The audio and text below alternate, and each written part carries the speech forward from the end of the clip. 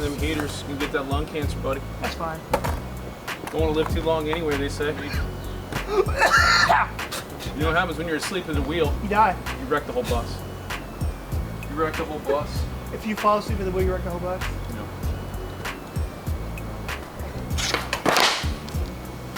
Well, I can't flip it because I got no flip. I broke your board, dude. This was a nice slow burn. Oh!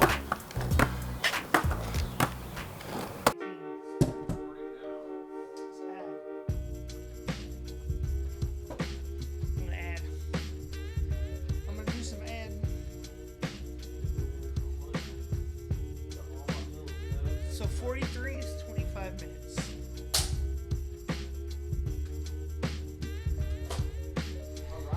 And they're gonna see that whole thing. I never cut out the intro at all. all the stupid shit is funny to me. Shit is always there. I gotta turn off this light over here. Take a sip of How's it going, buddy? Pop. It's going.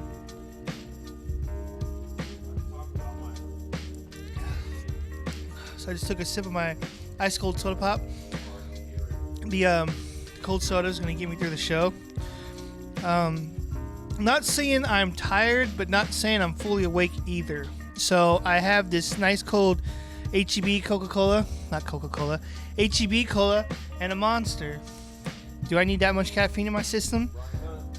Ron Hunt, but I'm gonna do it anyway.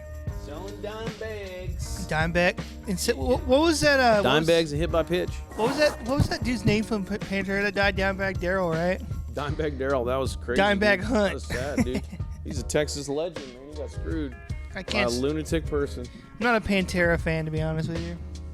It's not. I don't know. I was never a Pantera fan. I mean, that's total honesty.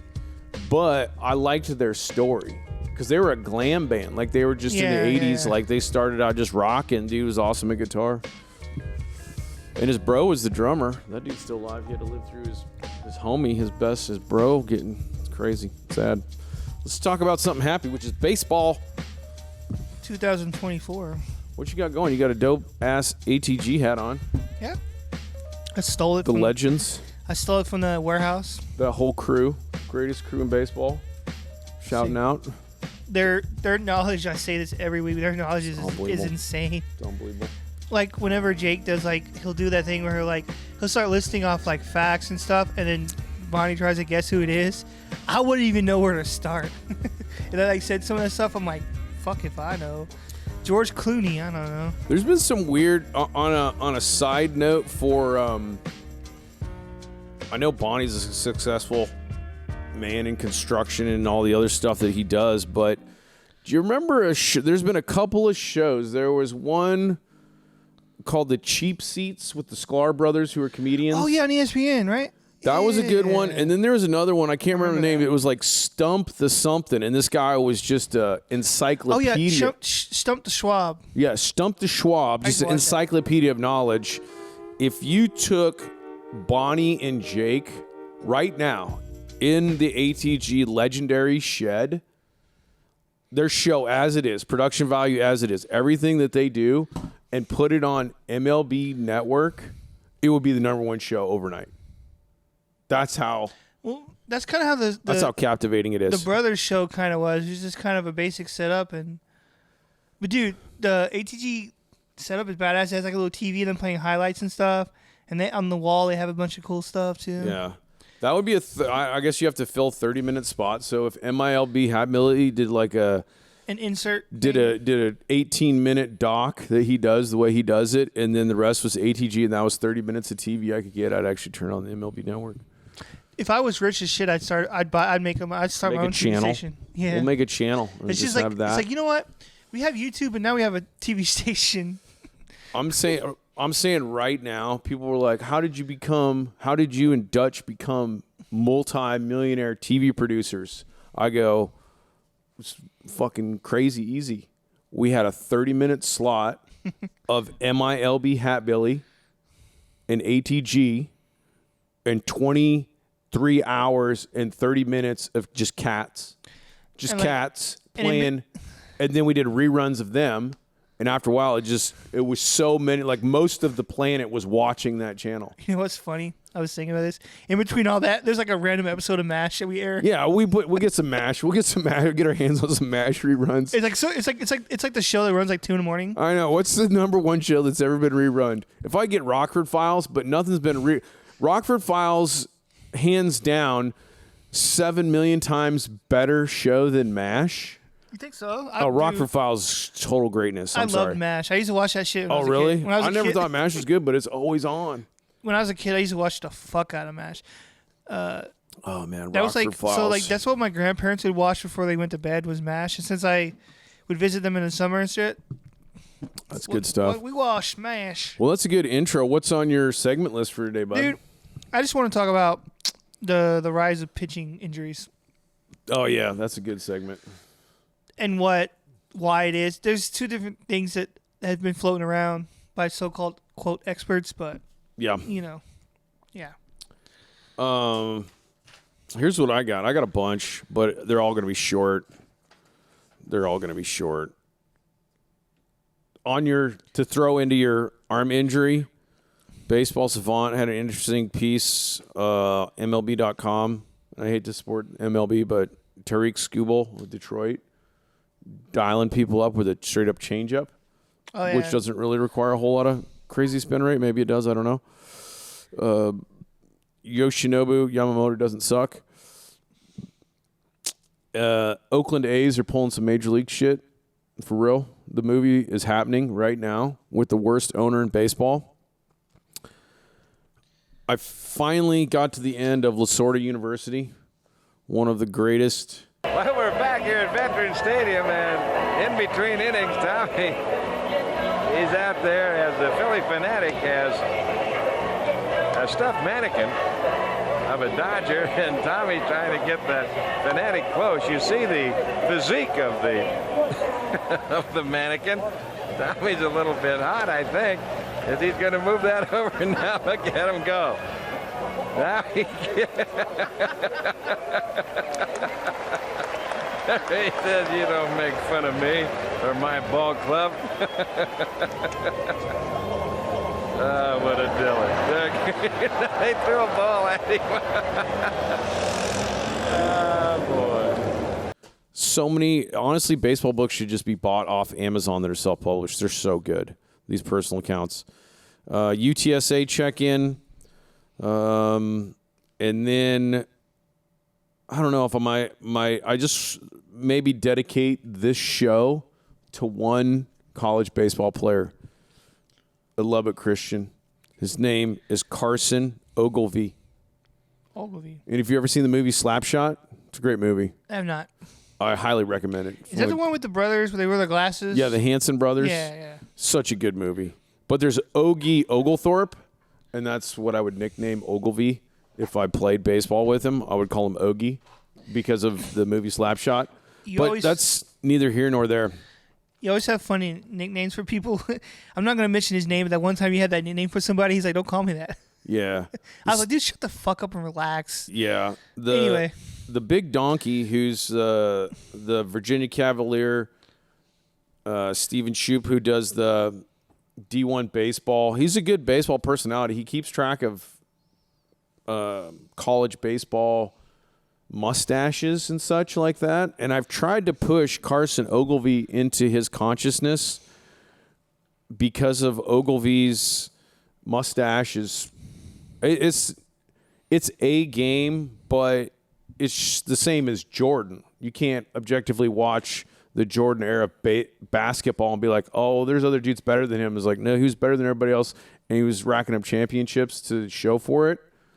So you can't really say right now that there are any other better mustaches in college baseball than Carson Ogilvie, and it's also getting backed up by an insanely awesome baseball year. And at this point, I believe it's a conspiracy that the national baseball media is trying to ignore Carson Ogilvie. Ogie Ogilvie is being ignored by the national baseball media on a major level. So that's an issue we need to talk about. I'm not big in conspiracies, but that's that. And then we can run over Shohei and Ippei and all the other fun stuff. When I looked that name up, that's not what I got. Carson Ogilvie? Ogilvie? Yeah. Oglvie. Lubbock Christian. Chaparrals. Go Chaps. Oh, I spelled it differently. I spelled it with 2 E's instead of an I. Yeah, do images. And I got a bunch of I don't know, random people. But that's on tap for me today. We still rocking bump music in. I'm gonna have to. No, I turned it down, so I turned it off so I would remember. You can talk over it. I might do bottom hand. Oh yeah, now I see a photo of Mr. You see his stash? Yeah. I mean, it's tombstone level, and I could be wrong. Tombstone level. I could be wrong. Kurt Russell and all the mustaches that showed up in the movie Tombstone. Is that those guys growing those mustaches, or is that those guys growing some mustache and then Hollywood makeup creating the most perfect Old West mustache on Kurt Russell and the rest of those dudes? Like Sam Elliott always had a mustache, but yeah, that was like his thing.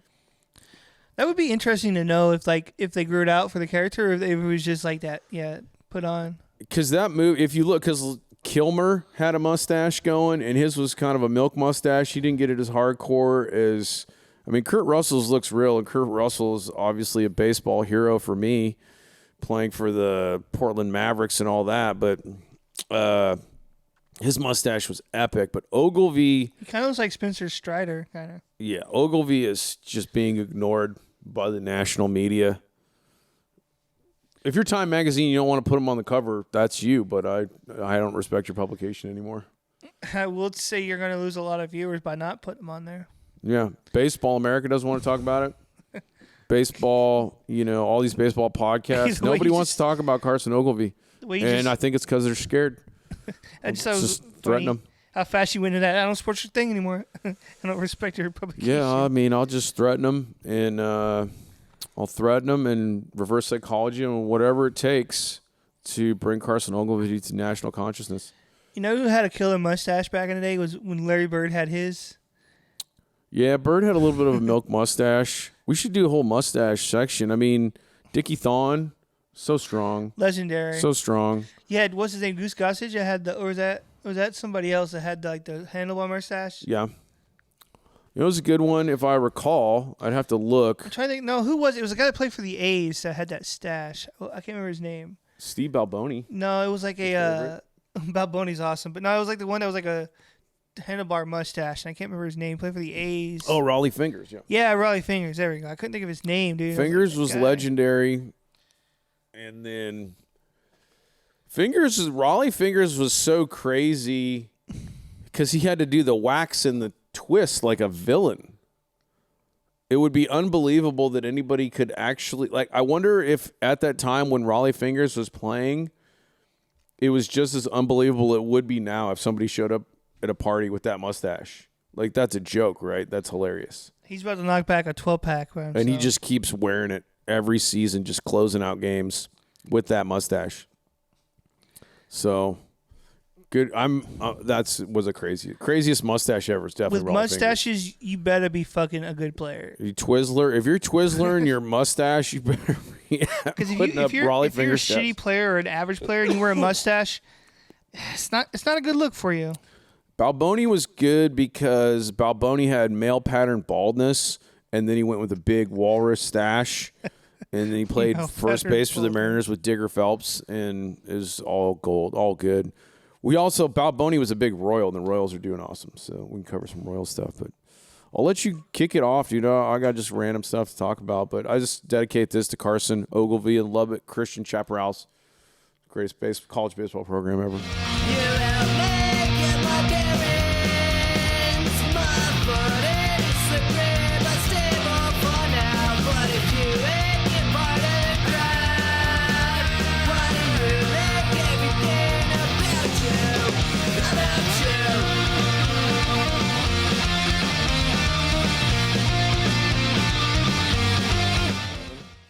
All right, senor. So basically, I wanted to talk about pitching injuries and how they're on the rise, right? Yeah. Last year, this year, they're going up. So some of the players who, I guess the top players or good pitchers have been hurt. Striders, obviously, Kyle Bradish, Shane Bieber, Garrett Cole, amongst others. Yep. There's plenty of Rays pitchers right now that are hurt too, and it's insane how fast they're just dropping, dude. Dropping like flies. Like Shane McClanahan, fucking awesome pitcher. He's hurt. Jeffrey Springs, he's out. Taj Bradley, he's out. Shane Baz, he's out. But like, they're just like, how fast they're getting hurt now? It's insane, dude. That's 100% true. It is crazy. It's an epidemic, as they say. But Shohei had some. That's why he's not pitching. Yeah. Shohei had problem. He's like, I'm not doing Tommy John. So he's like the one guy that elected out. There's been a handful of guys. I can't remember the other guy I was thinking of that elected out. He's like, I'm not. Frankly, if you look at, I can't remember if I was reading Nolan Ryan's autobiography or, it would make sense because Ryan threw so hard. But I think he had like a tear or something wrong with his tendon, and he sat it out. He's like, I'll just heal. I'm not, and I think Tommy John was available at the time. He's like, no. So it's crazy that you could not get the surgery, and whatever estimates say Nolan Ryan throws 108 miles an hour. I believe it, but well, some people are saying now that there's the pitch clock involved that's helping the injuries go up. Yeah, because they're not like having the same amount of time between pitches to kind of just set themselves and kind of like chill for a second. Yeah, they're just having to go. And then some people are saying obviously the increase in velocity is not helping anybody. Yeah. But I saw. Did you see Verlander's? He's hurt too. Verlander's little interview about it. No, I did not. It was interesting. He didn't. I mean, he didn't have any answers, but it was interesting to watch a guy who's done I think he's done 2 Tommy Johns. Yeah. Talk about what he thinks it is. Is like it's just a lot of factors. Everybody's got this sticky tack. Everybody's throwing super hard. You got a clock. Who knows? But it's happening a ton now. So I definitely think it's the increase in velocity because everybody's throwing super fucking hard nowadays. And I've also heard too that the way pitchers grip it, they're gripping it super fucking tight, so that's causing a lot of strain on their arm. And there's a cool quote that I told you earlier, but there's a quote that Spencer Strider said. He goes, "Front offices are paying for strikeouts." So that's why dudes are like throwing super. Because it's crazy that like to think that like now like 95's normal. It's insane, yeah. But like back in the day, like 95 was like that's impressive, and now it's like that's normal. I think the biggest thing is the style of pitching has changed so much. Everybody's throwing as hard as they possibly can and spinning the ball as hard as they possibly can. And it's hard to deny those results. Obviously, how can you? It's a double-edged sword. How can you tell somebody to go out there and not do that when they're capable of throwing 100? And this young guy comes up and throws a pitch 95 and gives up a big homer, and everybody's like, "What the hell, man?" We're gonna get to the point where like starting pitchers are gonna be like maxed out at like 3 to 4 innings, and they're gonna have it's gonna be like kind of like in football when you have in football you have running back by committee and you have like 3 or 4 running backs. Yep. I feel like that's how it's going to be with pitchers where it's going to be, okay, your starter, quote unquote starter, is going to go 3 or 4 innings. You're going to have 2 innings each for the relievers. And then your closer will come in and do his, 1 inning thing. I believe that. That's a clairvoyant thought. I think that's what's going to happen. I think that's what's going to happen. And the problem, there's the good and bad to that, but then you run into the Blake Schnell scenarios where dudes are dealing and you're locked into this mindset where we can't strain the arm, we got to change pitchers, and it's a real must-win situation. And at that time, no question, this is the best pitcher you have for this situation. You need ace. You need outs. You have a tight game. You got to get out of it, and it's just you're going to limit arm strain, take them out, and lose the game because you got to go to some other arm. You can't have these complete games anymore. You can't have these must-win situations where dudes just go to the 9th inning and the other team's begging for you to take them out. Just, please, we have no chance against this. It's too nasty. And are those going to happen anymore? I don't know. Thing of the past, maybe. I feel that's where we're going. Especially, man, the last 2 years with all the injuries, especially this year, man, like too many pitchers. And it's not just starters. It's like relievers and everybody. Do you think that, like, maybe, too, like, delivery has a part of that? Maybe their delivery, maybe, or something? I mean, you got all these velocity throwing programs, long toss programs. Everybody's trying to throw so hard. So I don't really know how the windup or Nobody pitches from the windup anymore. Everybody pitches out of the stretch. I don't know. Is that a thing? Is that contributing that you can't do the windup like Satchel Paige? Dude, his without is so loosening classy. it up, everybody start doing the windmill. No Tommy John for the guy with the windmill. That's why Satchel Paige played until he was fucking 60, whatever So it he was. pitched till he was 60. He didn't have Tommy John because he did a windmill 3 times before he delivered. Kept that arm loose. Yeah, delivered the spitball. Dudes used to go over their heads like Nolan was like, Yeah. stretch it out a little bit, get it loose, get that rotator cuff loose. That should definitely be looked at. Like deliveries. Deliveries. It's just people are just like step and throw as hard as you can. Nobody's getting loose. I don't know. That's I'm serious. Like, think about it. Like, no one does that anymore. And the more pitchers get hurt. Like, maybe it's a stupid thing to think about, but maybe that little over the head thing might help loosen it up just enough to.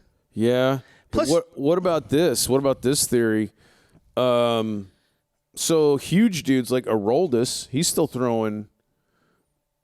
Granted, he's grabbing old ladies' boobs or something on social media. That was the last thing I heard, and I heard he's like maybe blowing games for the Pirates. But huge, yoked dude. He's a massive guy. Yeah, he's a big dude. Yeah. He's a big dude. He throws crazy hard, and then the inspiration for Eastbound and Down, John Rocker through Cheddar. He was a huge dude. John Rocker. Cool. Some huge dudes throw hard. So is it when you take a body that would normally be 175, 180 pound body, and then you put these Spencer Strider quarter horse legs, because that's where your velocity is. Like I can push off the pitch. It's the pitching plate. Check the rule book. Push off the rubber with just crazy thrust, and then you got these noodle arms that are trying to catch up to this massive leg strength. Is there this philosophy in baseball that we're just like, we have to have the strongest legs ever, and don't worry, just worry about flexibility up here? Or do you need to get some yoked upper body strength to match the leg? I don't have any solution. I know it's happening a lot.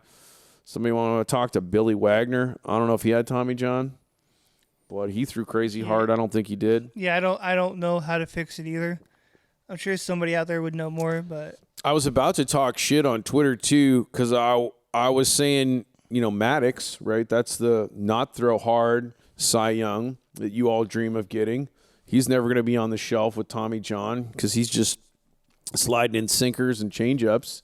91 mile an hour sinker with a changeup. It's like threw that every time. And then I was like, what you need is the Tim Hudsons of the world. These dudes were just hit the corners, could pitch. And then I go, before I tweet that out, I better check to make sure Tim Hudson didn't have Tommy John.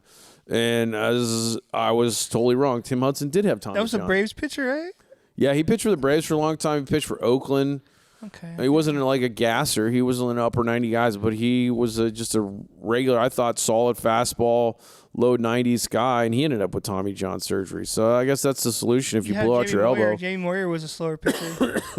Yeah, get the Moyers and Maddoxes of the world. Moyer pitched in his like mid-40s, right? Like he was. Yeah. Scout more knuckleballers, Wakefield, right?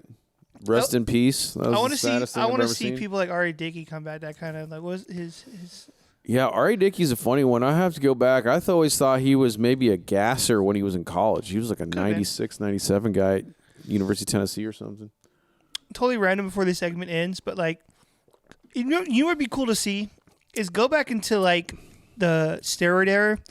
Like Mark McGwire, Sammy Sosa, Barry Bonds. Like the time. Was there no arm trouble in the steroid era? That'd be fun. I don't know, but I would love to take a picture from nowadays, like those super hard, and put them in that era. So just imagine like how much further those balls would go if they, you know what I'm saying? Yeah, I mean, can you imagine Barry Bonds would connect with like a 100-mile-an-hour fastball? Well, you did. You had the Eric Gagne. Remember, he was on juice. Came out with throwing Welcome to the Jungle. 98. Rob Nen. I remember a World Series. Rob Nen of the Marlins was clocked at 102 or something insane. Carlos Zambrano. Wasn't Zambrano a hard pitcher too? Zambrano's upper 90s. That dude could hit too. Zambrano had hit a bomb. Randy Johnson was always 97. In his sleep, he was 97. All these teams had gassers. Brian Wilson. There's just some dudes that just petrol, cheddar cheese. So I don't know what the answer is. It seems like it's happening a lot. I don't know how hard are these dudes really tearing, or do they just need a 60-day DL and come back with some kind of light throwing program? Who knows? Everybody just elects to take the tendon out of your non-throwing arm. You know who can't get Tommy John? Remember that ambidextrous picture? He would like start the game with lefty and then close righty. He had the double flappy glove and he could switch over. That guy can't get Tommy John because they take the tendon out of one of your elbows and put it in the other. He's like, oh, my left arm's hurt? No problem. I can throw my right. Yeah, I'll just throw with my right, but you can't give me Tommy John on this by taking out of this because I pitch with this one too. How about you take the tendon of our backup catcher, The third stringer? Yeah, the third string guy. Give me that tendon. Now I'll get Tommy John. Because, I mean, every team needs that solid, backup because obviously. But that third stringer, he'll be fine. There you go. That's a genius idea. So the Saudi king, there's a guy who flies around. He's always around. He just flies around with him. Wherever the king goes, this guy goes. And his entire job in life is to stay healthy in case the king has a heart attack or a health problem. He's an organ donor. They just kill that guy and take his heart and put it in the king. That's for real. Like, look, man, how much do you want to support this team? How much do you want that job? You're a third string catcher. Let's be honest. You've been in the league 10 years. You're really not going to get moved up in the roster. Yeah. So just sacrifice. You're just a tendon donor. Maybe they throw a bonus his way in his contract. Yeah. Texas Rangers, if you want me to be a designated tendon donor like the Saudi king, I'll do that. Put me on the payroll. Tampa Bay Rays, this arm isn't going to pitch anytime soon. I'll be the San Antonio area scout and a tendon donor. That would be nuts if that was an actual thing. I always thought that was the funniest. That should be a total stand-up comedy bit where the guy who is the organ donor or heart donor for the Saudi king, you be watching the king like a hawk. He's just like eating butter and cinnamon rolls. You're like, oh, easy on the cholesterol, man. Just, maybe hit the treadmill, walk a couple laps. Don't tell me. He's just King's just over here eating red meat and freaking buttered rolls. You're just like, oh my gosh. He's like, I'm gonna get it. I'm not telling you what to do. I'm simply making a suggestion that you might want to lay off the. Yeah. And the only way you could probably sell that job, it could never be your whole life. You just would have to do it for 4 years at a time and then hope that he lived that would be too scary to always, you're just waiting for him to die and then it's your heart. You'd have to be like, okay, you're the organ donor for 2 years and you're just like, fingers crossed, don't have a heart attack, king, don't have a heart attack, king. Yes, I made my 2 years. Next guy up, next guy gets it. It is probably a huge paycheck, right? It's like $2 million a year. And you're just rolling the dice that the king doesn't have a heart attack while you're the heart donor. Dude, check this out. I just thought of this when you talk about tendon donor. So you have a pitcher who's throwing heat. And he's like in that seventh inning, he's like, almost 200 pitches, whatever. He's getting to the point where the manager's going to take him out. And he's having a good game. So you look at the manager and you tap your elbow saying, hey, he can go another round because if he needs surgery, I'm here for you. It's like, go ahead. Yeah, throw as hard as you want. Because you just have your tendon and you're like, I got you. So if you go an extra inning and you get hurt, you can have mine. So you're good. And the way AI and the world is moving technology-wise, when you and me are in the dementia unit, old folks home, and we're 97, is it going to be the pitcher blows out his arm and then they go, okay, we're just going to do Tommy John surgery in game? He just goes to the clubhouse. They're like, zoop, dude, by that point, new tendon, whoop. And then he's warming up again. He's got the new tendon in there. He's got the robo tendon. Dude, by this point, MLB players are going to have like cybernetic arms. Yeah. So they're not even going to be human anymore. Their arms are going to be like Terminator, so they're good. They won't never get hurt. Robot strike zone. Not only are pitchers don't hit anymore, bad fielders who can't hit over 200 are getting DH'd for. Everybody throws 100, and pitchers go about 2 innings. That's going to be Major League Baseball. Except for my throwback league, the train league, travel by train. Oh, you throw 85, you're on a team. Yeah. We don't need, heaters. That's okay. You don't throw heat. That's okay. Yeah. I mean, I think you got to change the scouting and look for a really good changeup. I mean, that's the Tariq Skubal segue, but you got to start looking for dudes with filthy changeups.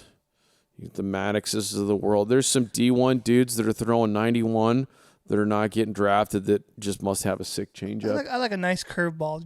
I mean, breaking stuff's breaking stuff, but the same release point with essentially the same arm velocity appearance to the batter, but a 10-mile-an-hour difference, very hard to do just by changing your release and torquing your wrist. Luke Malone was one of those guys. That guy, I hope he has a great year. I'm going to check in on him, but that was a good change. Good change-up. I feel like he was a throwback pitcher. He was. I mean, he was his fastball wasn't going to go by you, but if you had to deal with his off-speed stuff, then his fastball was. You couldn't deal with it. His change of pace was dominant. I hope he catches on up there in Idaho. He has a great season. I don't see why he would not.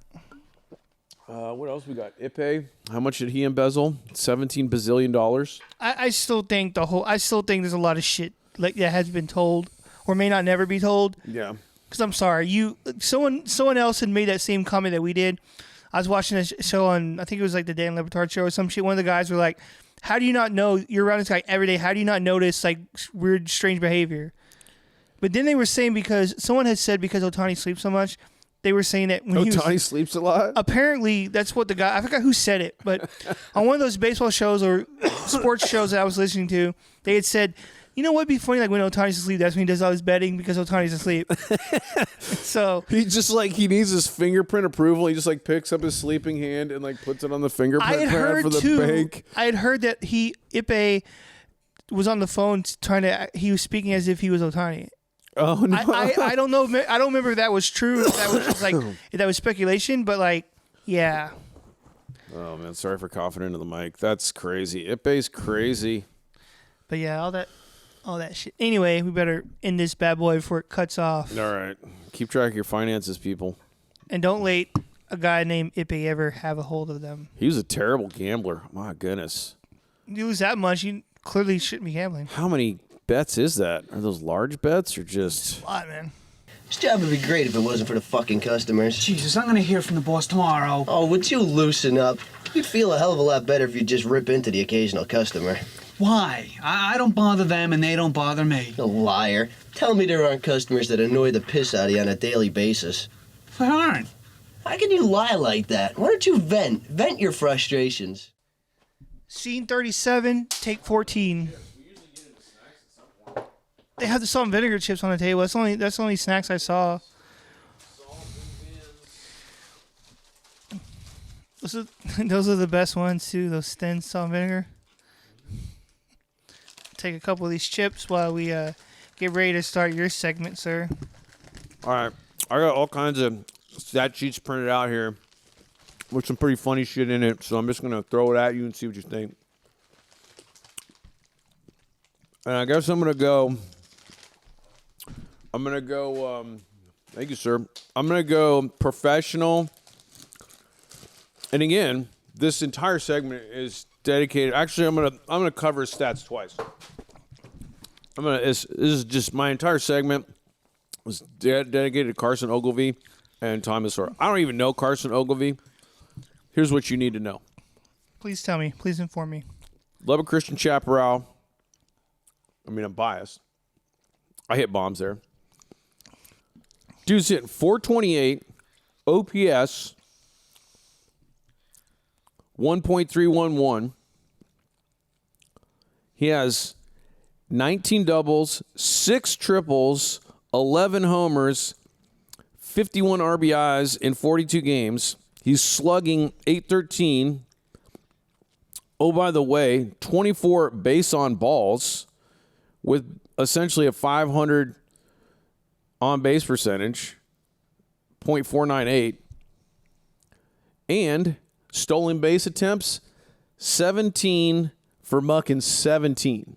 So overlay those numbers on top of that man with that mustache and tell me how you're a baseball media professional in the world, in the galaxy, and you don't want to talk about Carson Ogilvie. It's because you are part of some sort of secret society conspiracy that hates baseball and mustaches. Here's my thing. He's played 40 games. He started those 40 games. Yeah. Here's what's the cool stat to me. In those 40 games, he has 49 RBIs. So that means every game you're getting an RBI out of this guy. You know what I mean? Yeah. That's kind of cool. Respect to Tripp Clark. He's at the top of the Lone Star Conference with 459 batting average. And you got Nathan Carrera, UT Tyler. I mean, there's some dudes. Okay, I don't know how, because there's pressure to perform. If you have the greatest mustache I've ever seen, can you just be mediocre? What's the expectation level there? You know? If I go to this man's house, I expect a platter full of fried okra. I don't know. I mean, I think if you show up with a mustache like that, there's immense pressure on this young man, and he is performing at an elite level. And if the Rangers don't draft him, I will be writing a letter to Chris Young. Rangers, Leiter's getting called up. Yep, Leiter's getting. When we get Kumar Rocker, we got some dudes. But yeah, I feel like mustache. Like you don't think about it. You're just if you rock a mustache like that, you know you're the shit. He is the shit. He knows. We'll revisit Carson Ogilvie again at the end. So this is just dedicated to that man and to call out baseball media professionals who are not covering Carson Ogilvie that you have no excuse anymore. All right, Baseball Savant. Let's get into some really weird stats. You want to talk hitting or pitching first? Well, I love pitching more, Okay. so let's go with pitching. All right, let's look at some pitching statistics.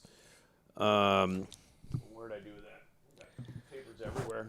So we're talking about MLB's pitching? Yep. Okay. This is barrels. This is you get cool stats. I like Saber. I hate it on sabermetrics, but it's interesting because we're going to talk about an offensive dude later, where you're trying to value guys in this whole arms race of how do we get the best players, and you can value a guy whose numbers maybe don't look that good, but is helping you win, or he's crushing the ball or whatever. But pitching wise, some interesting stuff. Craig Kimbrell's doing pretty good over there. Excuse me, with them Orioles. Y'all at Tampa Bay got Pete Fairbanks. You like Mr. Fairbanks? Because he's missing some bats. Trying to see some dudes here, but here's some folks y'all need to talk about. Is the A's. The Oakland A's are doing straight up Major League the movie. Dog shit owner, and they got some players. It's early in the year, but their record is not trash. There's some trash records out there, like the Chicago White Sox and the Colorado Rockies. There's some trash records. Oakland A's aren't having a winning record, but it ain't trash. Right? Considering what their payroll is. No, they're not even trying to. It's kind of impressive. It's amazing. I mean, these are dudes that people probably could have signed or traded for because their owner's like, I'll take your money. Take my players. I don't care. The owner for the A's doesn't even know his own players. He doesn't even care. That's why whenever he was doing that interview with the fucking West Sacramento, he goes, oh, yeah, you'll get to see all these great players and Aaron Judge. I'm like, you couldn't name one player on your team at least? Like, you know what I mean? So the A's are maybe going to do what they do, where a bunch of people have breakout years and then get peeled away from the Oakland organization. Mason Miller, crazy 15 batted ball events. Nobody can barrel him. Where's my other Oakland A's? Lucas, I'm saying his last name wrong. Lucas Erkeg or Erseg, another Oakland pitcher. Just people can't barrel these guys up. And if you look at their record, hopefully I'm not missing some A's. You got Austin Adams. There's some other. And the other thing you'll notice when you look at Baseball Savant and batted ball stuff is the Yankees, right? And they got some. I think they've got some pretty good pitching going on right now. But A's. Yeah, the Yankees have a good, I know their bullpen ERA is really good too. They're balling. Austin Adams, 0 hard hit percentage, 0 barrels. Let's go find Mason Miller, 0 barrels, very low hard hit. Who else the A's got there? You got Lucas Erseg, if I'm saying that, 0 barrels, low hard hit rates. It's just pretty interesting. Kansas City, another shock behind the bat of Bobby Witt, getting some Chris Stratton, John Schreiber, Kansas City pitchers showing out. You got T.J. McFarland on Oakland missing bats. You got Ross Stripling. Some folks are kind of hard to hit on Oakland. Oh, Joe Boyle. Take a look at that. Oakland, AL West could be interesting. And the Angels might not totally suck. I don't know. I mean, they're the Angels. But They'll you got find a way to Trout. fuck it up. So really the team that's sucking the most in the AL West is Houston. And Houston, I think, is still a pretty decent team. So Can't be worse than the Rays, man. Their bullpen is trash. look out for them Oakland A, some players. I'll dive in, which sucks for the Oakland fans and F you to the Oakland ownership. But the players are like, hey, why not us? Why This is just not? like the movie. Why I not hate us? this fucking song. You know? So there's some offensive stats there for you. Do you want to talk some offense that's crazy? Let's happening over talk there at about Oakland? Let's talk about some offensive dudes. Are these team stats or like individual players? These are individual players. Actually three players I'm going to highlight here just on this little offensive thing here. So we talked last show about Jackson Holiday, and I was scratching my head as to why Jackson Holiday would not be in the show on opening day. I'm taking a live photo of while we're recording to post it. Thanks, bud. I'm like, we're working on our next episode as we speak. We were like, why is Jackson Holiday not in the show? You could have screwed yourself out of a sandwich pick between the first and second round because you get that incentive if he's top three in Roy voting for Rookie of the Year. What are you doing, Orioles? Are you your head in your rectum? I don't know. I started looking at who's in front of him, who's around your infield, and your third baseman, I forget, shouldn't have been there. But you moved Jordan Westberg over to third base, and he is knocking the shit out of the ball. And Jordan Westberg, New Braunfels, what's up? In the the Jackson, the other Connor, they got all these dudes for the Orioles. Ryan O'Hearn's raking. They got some dudes that are hitting the ball hard. Colton Cowser, I think he's an outfielder, though. I'm sorry, Gunnar Henderson's who I'm thinking of. Ryan Dude, Mountcastle. that's such a cool name, Gunnar. I love Gunnar that name. Henderson. I played Little League with a kid named Gunnar. He was a good athlete. Ryan Mount. Orioles got some dudes, which is maybe why Jackson Holiday wasn't up. But I also said if you looked at minor league numbers, which will tell you it's a pretty good indicator of what your major league performance is going to be. Don't sleep on minor league numbers. Some dudes don't pan out, but others will tell you, like, this dude has pop. He's an RBI guy, this and that.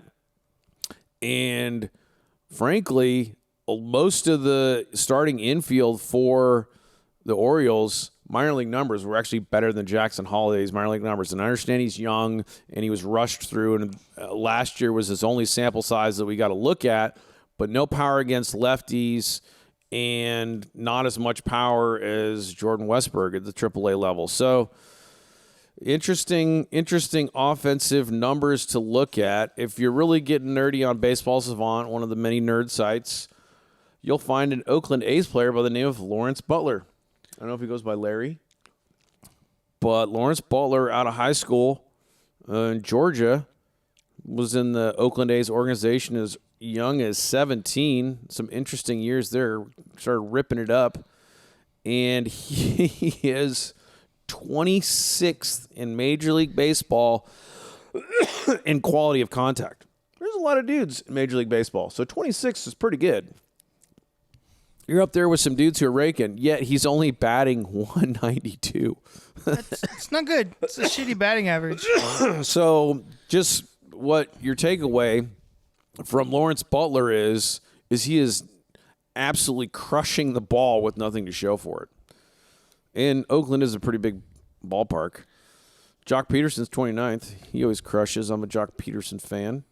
Justin Turner hitting the ball hard. Rafael Devers. Vladdy, He's got better contact than Vladdy Guerrero Jr.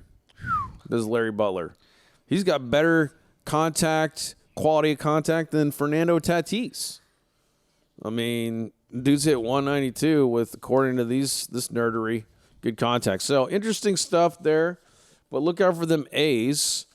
Jury's out on Jackson Holiday, but again, he's young. I think he is awesome. He looks like a little kid. He's starting a little slow, but it's early. Dude's he can't. The jury's not out after 4 games. But those are your offensive and what else did I print out here? Oh, this is the one. Oh, how insane Bobby Witt Jr. is doing. Bobby Witt Jr.'s crushing people. But anyway, yeah, Bobby Witt Jr. barrel percentage and how hard he's hitting the ball's amazing. So another interesting development is the Royals. I don't know if you've been watching the standings. You want to go through the standings, tell you what's surprising you, but those are my bits, and then my last bit is college stuff. But here's what has surprised me so far in the standings is the fact that Boston has been playing better than I thought they would. Yeah, like I knew the Yankees would be top of the conference in the division, right? The AL East. But I didn't think they'd be this good, you know? Yeah, I was hoping the Yankees would suck again. Like I knew they weren't be fucking terrible. Like I knew they weren't be like bottom feeders, but like I didn't expect them to be like this hot right now. Yeah, Soto's hitting good. Judge not so much. See the Red Sox are what? They're 500, which isn't terrible, but you know, I thought they'd be worse. I thought they'd be under 500. AL East, tough one. I mean, Soto's up there. His quality contact's 12th. Yeah. Mookie Betts is 11. Kyle Tucker's 10. Christian Yelich, what's going on, dude? He's came out of nowhere again. He's hot as hell. He's 9th quality of contact. You know who's raking for Boston? Tyler O'Neill.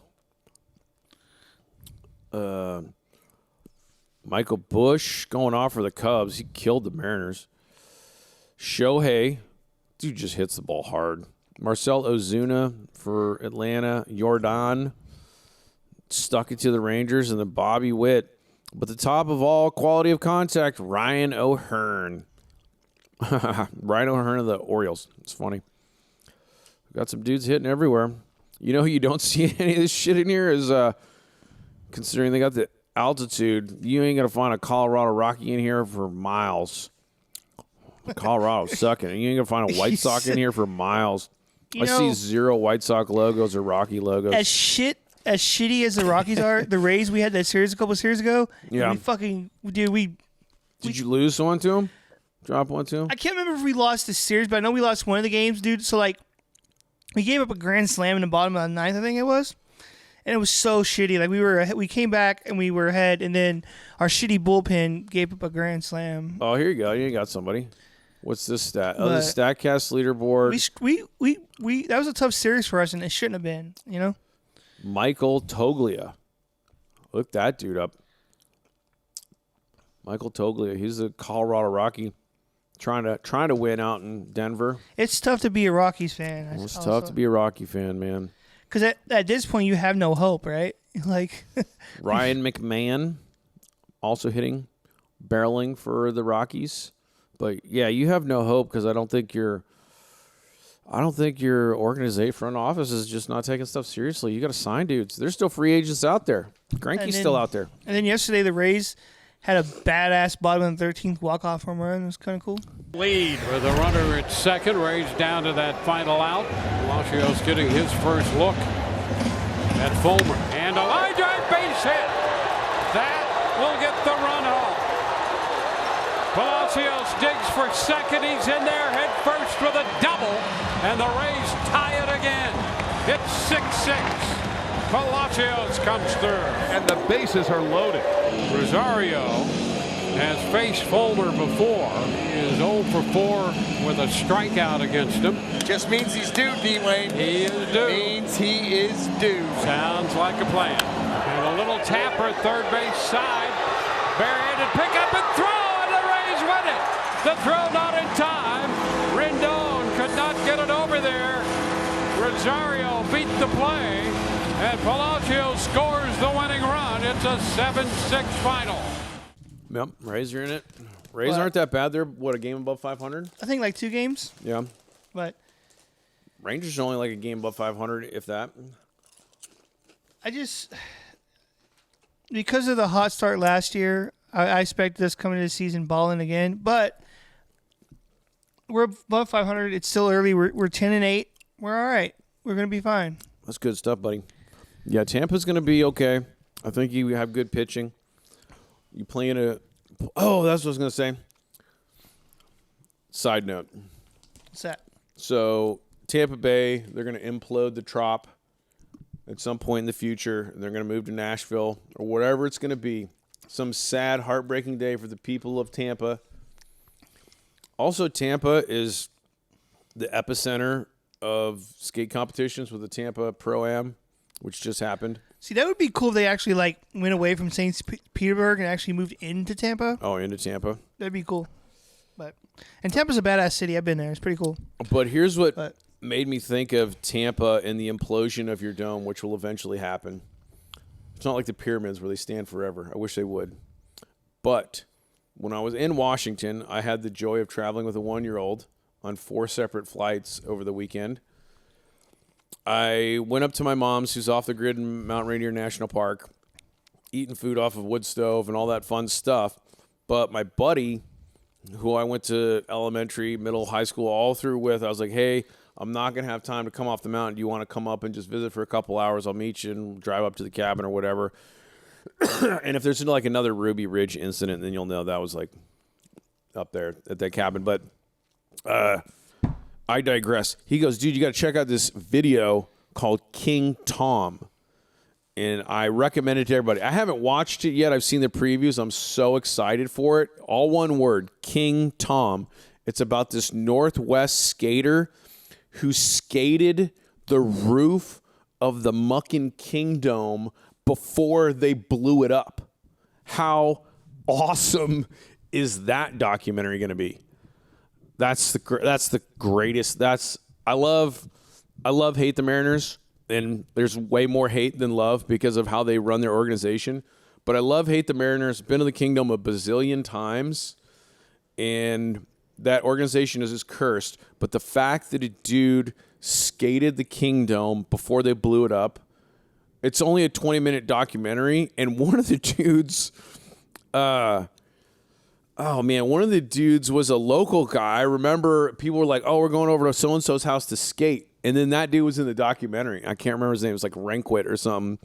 We're going over to Renkwit's house to skate. I didn't know Renkwit. He didn't go to Newport, or maybe he did, but I was crazy. I can't wait to watch King Tom. So anyway, they're going to blow up the Trop, and that made me think of King Tom. So check out the King Tom documentary. Support that. You find it on YouTube? No, I was looking up something on Twitter. I posted that thing about like in live, and I took a picture of you like, hey, we're recording number 59. We're on 59 now. We'll get to 100 at some point. Manfred is incapable of doing anything that might benefit the support. I mean, not only did we cancel opening day, but we've instituted the universal DH. Is it real? Am I just trapped inside my mind? And I'm already in the insane asylum? I don't know. Who knows? You can stay up there and bat while I'm giving you factoids and then get in on this. But college baseball rundown. I'm about to show you the best way to bat. Hit for average. UTSA, as usual, is being slept on. They're like 21-15. They damn near in Tuesday games. Everybody shits on Tuesday games in D1 baseball because you don't use your ace and it's pitching by committee or whatever the frick your college coaches are doing on Tuesday games. They damn near beat Texas A&M. And guess who's number 1 in college baseball? Texas A&M. So here's what you need to think about on UTSA. 21-15. They're on top of the American Conference, even after all the East Carolina hoo-haws on social media tried to shit. They tried to shit on us before the series, and then even after UTSA won the series, they were like, it's a Bush League chirping or what are they? I don't know. They look like dorks. Who, A&M? No, Eastern Carolina. Oh, ECU. Eastern Carolina was trying to talk. They're trying to talk trash and even got corrected by some of their own fans. And people are realizing that UTSA is a solid program. They're leading the American Conference in batting average. They have the best record. They're on top of the conference record-wise. And if you want to talk about D1 rankings, and UTSA ain't in it, but, again, Tuesday night game, so everybody always takes that with a grain of salt. And I know the selection committee doesn't give a shit who you beat on a Tuesday night game, because when UTSA got left out of the tournament, they had some really big Tuesday night wins. I'd have to go back and look at that record. I can't remember which. They beat Stanford. They beat fucking Stanford on a Tuesday game. Didn't get in. They beat all kinds of ranked teams when they got slept on. So, but anyway, that's how close they are maybe to the number one team in the nation. You lost by a run to number one Texas A&M. And, oh, by the way, East Carolina is 9th in the nation, and we won that series. So UTSA is doing pretty great, I have to say, and look out for them. I want to pump up their heads. On the other side of the world, Texas State baseball, we're doing all right. Getting hot again? Well, no. It's just a down What's the year. record up there? We are 19-19 overall. Yeah. Our conference record is 6-9. But again, you can't expect to have every season be a baller season. Win the conference tournament, you're in. Like, everything across the board is just shit. We're 9-10 at home. We are, fortunately, we're 7-6 at away games, so we have a winning record there. But neutral sites, we're 3-3. But like I said, you can't expect every year to be balling, you know? Yeah. So, and that's okay. I understand that, you know? 19-19 sucks because Texas State it doesn't suck. It's okay. But it sucks to have that record at this stage because it doesn't sound like you're going to get an at-large bid. You have to win the conference tournament. Check this out. When is the 19th? Friday? Today's Wednesday, as we're speaking.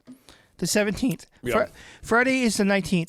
They are here in town, and guess who they are playing? Southern Alabama. What? Yeah. What? Check it out. Playing Southern Alabama in San Antonio? Yeah, no, in San Marcos. Oh. Dude, that'd be a cool game to go see, honestly. Because they're Sunbelt, right? Yeah, I think so. Look at them Jaguars. Here come them Jaguars. So that would be a cool game to go to if I'm off. I don't know, because I've been busy with my internship. But that'd be kind of cool game. All right. Maybe if Luis Gonzalez, not that he ever did steroids, his home run statistics wouldn't say anything like that, but maybe some fell out of his duffel bag in the South Alabama clubhouse and somebody juiced up and we beat Texas State. That was like when Mark McGuire was giving an interview and they saw the pills in his locker. Oh, they were like the HGH. And they were like, "Hey, Mark, what is that?" He goes, "It's just blah, blah." The vitamins. I mean, vitamins. Yeah, I thought that was kind of fun. I don't know why I remember that, but because I watched a lot of videos on like steroid era players, just because that was an interesting time. So many guys didn't get caught, and it kills me. That's because everybody wants to poop on Bonds and everybody, and I get that. I do get it. But some of your favorite dudes probably didn't get caught. I'll just say that. Dude, yeah. I mean, even nowadays, like in modern times, there's definitely dudes still jacking up. Yeah. But times have advanced, so they can find better ways to not get caught. So I digress on that. But all I'm saying is I'm liking where UTSA's at. And I honestly believe if our record is this and we're this close with these really good top nationally ranked teams, our pitching staff is awesome and totally underperforming. I mean, Ruger Rojas, some other dudes are having some great years. I got the pitching stats here. I got to say, I love this guy. He has a great name. Maybe I printed team stats. Anyway, I lost it. But look at the American Conference batting average. Second in the conference is Lytle, hitting .399 with 8 homers. Caleb Hill's cooled off. He's still hitting .354 with 9 dongs. Lytle's 14 for 14 on stolen bases attempts. Caleb Hill's got to stop stealing. He's 4 stolen bases in 7 attempts. Oh, he's only been caught stealing. He's only been caught stealing 3 times. It's not bad. You can still steal, Caleb. Olivo. You can still steal. Olivo's 6th in the freaking conference. He's been 343. You can hit. Anyway, Kings hitting 336. And Hector, hell yeah. Hector Rodriguez, River Monster galore, the legend, the surfer. Hitting 326 now, which is insane considering how slow he started. Hector just getting on base. Hector's doing it. I love to see it. Love to see it for Hector. What a great guy. Hector Rodriguez, great human being. If he doesn't go to the show, he's going to be a manager someday somewhere. That's a good dude.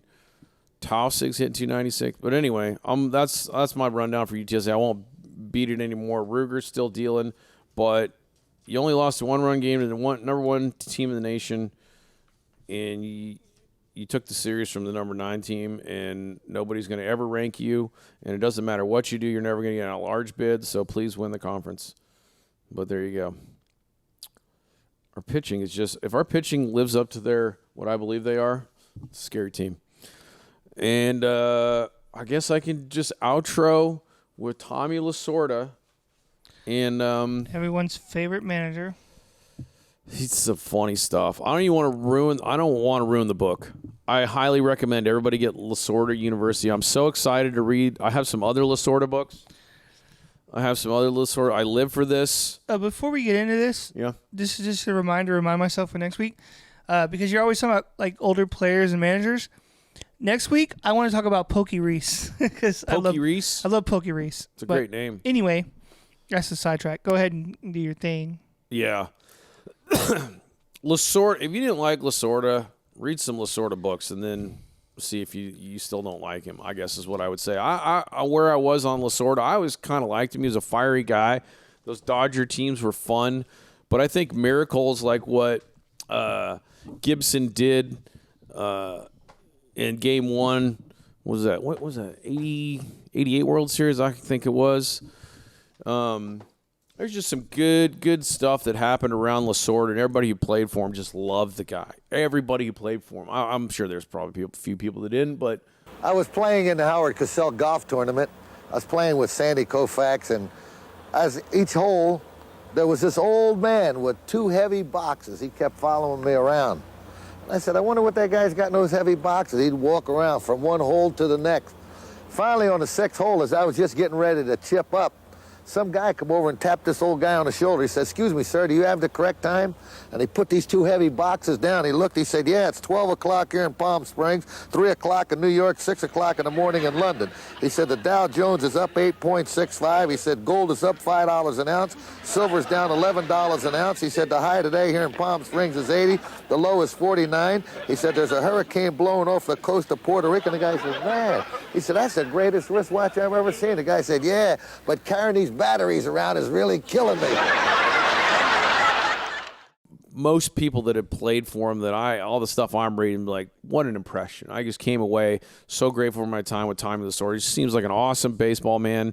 In this book right here by Zach Manassian, and we've talked about it before, but Zach Manassian has 3 sons, and they're all in Major League Baseball. Perry Manassian's the freaking general manager of the Angels.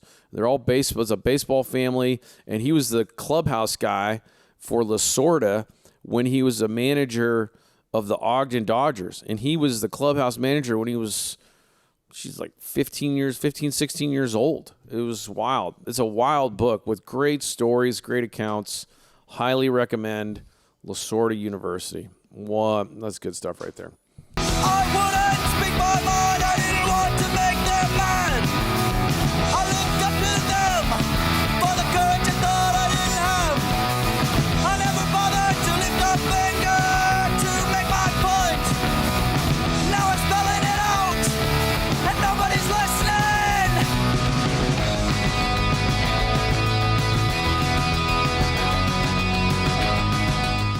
Carson Ogilvie, wherever you are, whatever you're doing, keep doing it.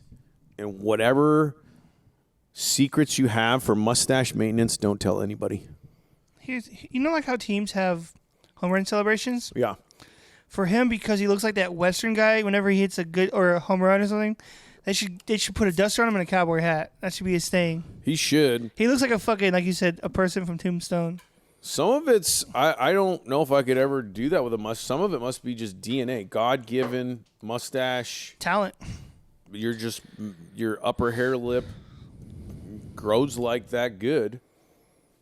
Some people have it, some people don't. He's got it going on all cylinders. I could never grow that. That would take me for the rest of my life. Carson Ogilvie has it going on all cylinders this year to a level that college baseball may never see again. Find me another mustache in college baseball, world baseball media. Find me another mustache that good with those numbers. Any level. Challenge. Ain't gonna happen. Challenge.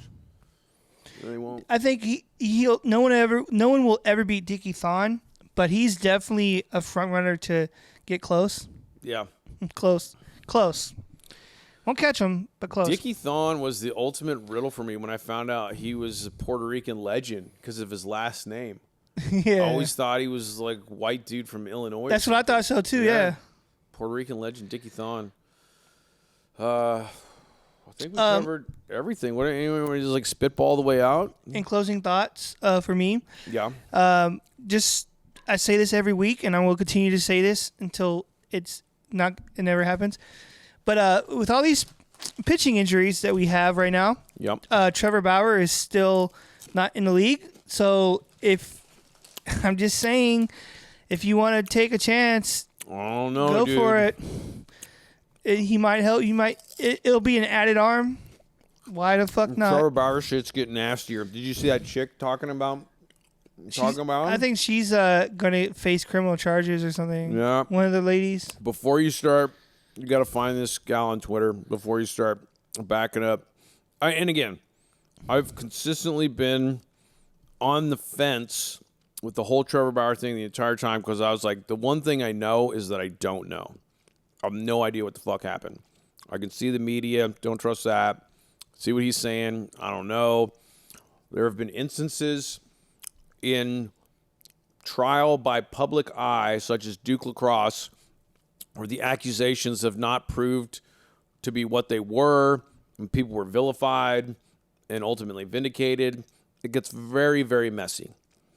Trevor Bauer's thing, according to this chick, I shouldn't say chick, that's sexist.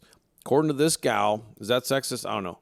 Woman who was assaulted by him, and what I'm seeing, and again, you can believe Trevor Bauer, or you can believe this girl, because they're telling two different stories. Correct. What this gal's saying is straight up non-consensual. Like, I got a big settlement, and he's not coming after me for fraud because it was rape. And, oh, by the way, we did arbitration, and I talked to the other girls who he's not suing for fraud and going after them because that was also rape. And the reason we got those settlements and he's not going to come after us for fraud because this dude's wearing a GoPro while he's doing this. And it's recording all this non-consensual, unconscious stuff, and there's more than one. This is a pattern of behavior. Whether you want to believe that gal or not, I'm on the I don't know fence. But if that turns out to be true, what she's saying, I mean, who knows what's true? If what she's saying is true, she's saying the dude's a serial rapist, and there's video of it. And that's why Major League Baseball handed out the huge suspension, and nobody's going to touch the guy. So I'm not defending that dude. I never have. I've always been in the I don't know court. But she's going, okay, you don't want to believe me? Well, guess who was there who did believe me? A fucking, like, federal judge retired arbitrator. Like, 18 attorneys who are, like, the best in the nation. Fucking, like, investigators with, like, 10 months of evidence. They believe that shit. You do whatever you want. So the Bauer thing's getting nasty. I'm not touching that dude with a 10-foot pole. If I'm a major league organization, I was like, I said, some of my comments may not age well. Like, yeah, that comes out, then that's terrible. He's a piece of shit. Well, you need to find that chick because that's what she's saying. Like I said, like, I like Trevor Bauer, but at the same time, I'm like you. I'm on the fence. Like, I'm sitting on the fence, but I'm looking more towards his direction. No. You know. I pumped the brakes on all that. If that shit comes out, then that's terrible. You're a piece of shit for that. She seemed pretty believable as far as a witness on the stand with demeanor. I mean, it wouldn't be the first time that a famous athlete has paid off somebody, and then that has came back to backfire on him. I mean, there might have been. I don't know. He might have been I don't know. because like maybe a couple of the gals were trying to get him for money. I don't know, but I didn't know how many there were. That was one thing I didn't know. Well, see, usually that's how it goes, right? There's like when there's one, there's many. Well, I don't know. Sometimes there's just one. Who knows? Like that's was Duke Lacrosse was just one. Initially, when all this started, I thought it was just one. It was that blonde gal. Yeah. I thought it was just that, and I was like, oh man, that's a tough case to prosecute. Maybe he did, maybe he didn't. But I understand why the LA prosecutors didn't do anything. Oh, whoa, dude, there's way more. There's a lot more.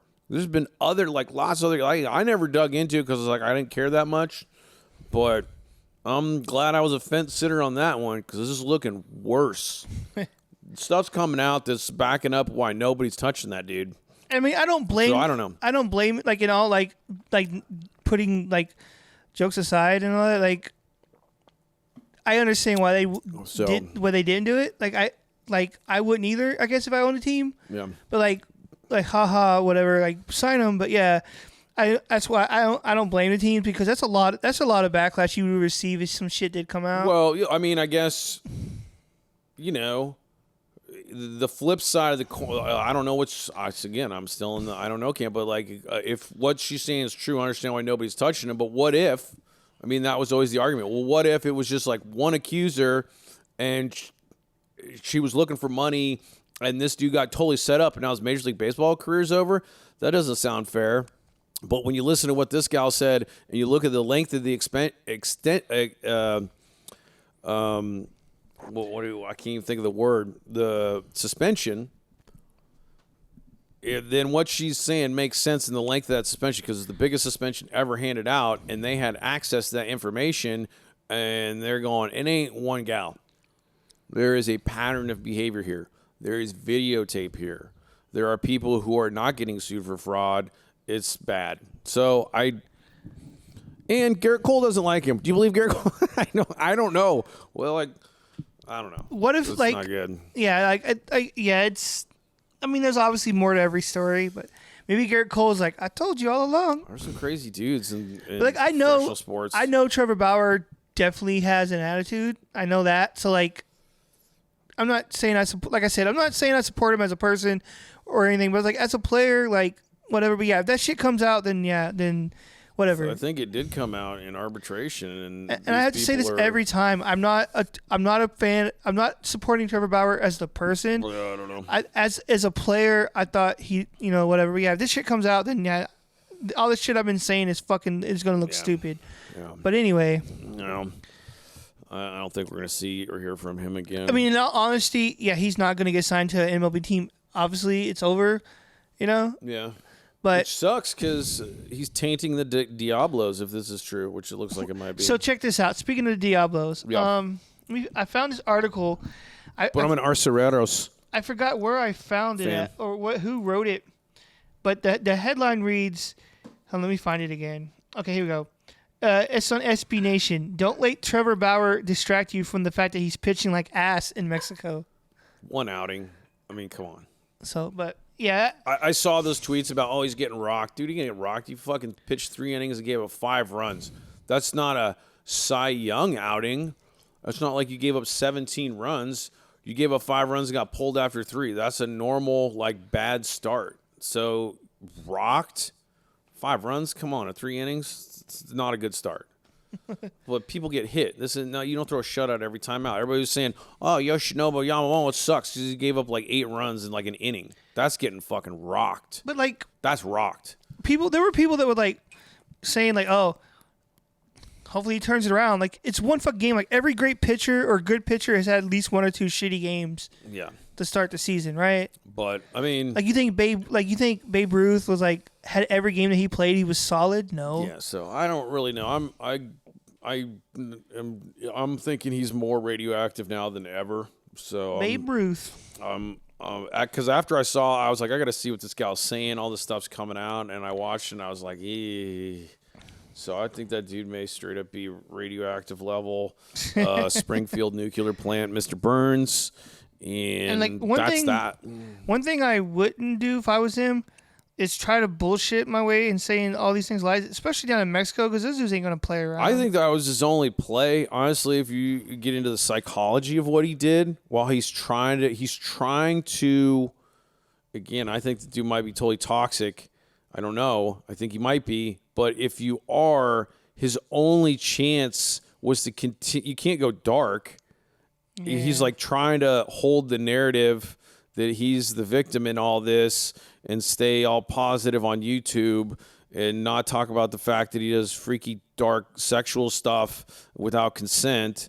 Don't go there. Let's just be like, got attacked by this one gal who might have been a gold digger, and then paint that over the other how many ever victims there were and try to like turn public image so I'm signable.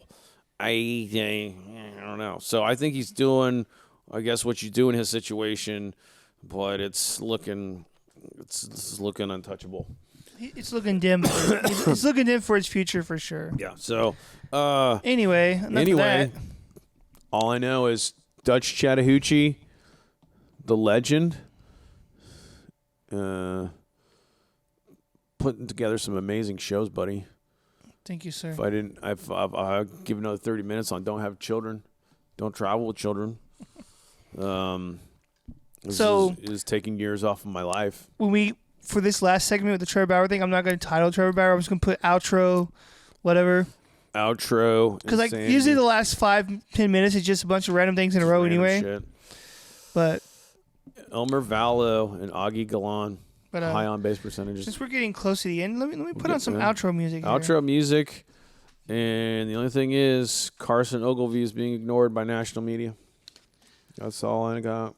We're gonna go with trying to ignore him. We're gonna go with this number here because I don't know what it is, but I'm gonna assume it's a good number. You know what I mean?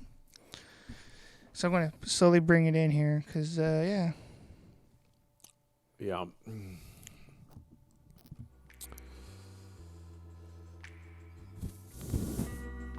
There we go. Just a little, not too much. You know what I mean? Yeah. There we go. Well, it was another good show. Yep. Good show. Not sure how long it was, but remember Gardner Minshew? Wasn't he the Mississippi Mustache? He had a nickname like that. Yeah. Well, yeah. Or something. I might have to come up with a nickname for Ogie Ogilvie. Fucking Uncle Rico himself. This mustache from Lubbock. I don't know what his hometown is. It would be great if it started with an M. Who? So I get a Ogilvie, Carson Ogilvie. Oh, he's from Spring, Texas, I think it was. Big Spring or Spring? I think it's just Spring. Spring, Texas. I think that's what it said. Correct us if we're wrong, but the soup strainer from Spring. The soup strainer. You know what they call mustaches? I got to come up with something. I don't know what they call them. I don't know, dude. Honestly, I don't know a whole lot of nicknames for mustaches. But all right. Until next time, and remember, go Rays. Bullpen, you can use some work, so improve that a little. Yeah, go Rangers. Yeah. Sign me as a tendon donor. I'd be a Rays tendon donor. Well, till next time. Stick it on my knees. Yep. Yeah. Till next time. Adios, world. Thanks for tuning in, everybody. I think I had a good show because I had my ETG hat on. I think I did a good show because of that. You did. It gave me baseball power. Greatness. The power. Out of here.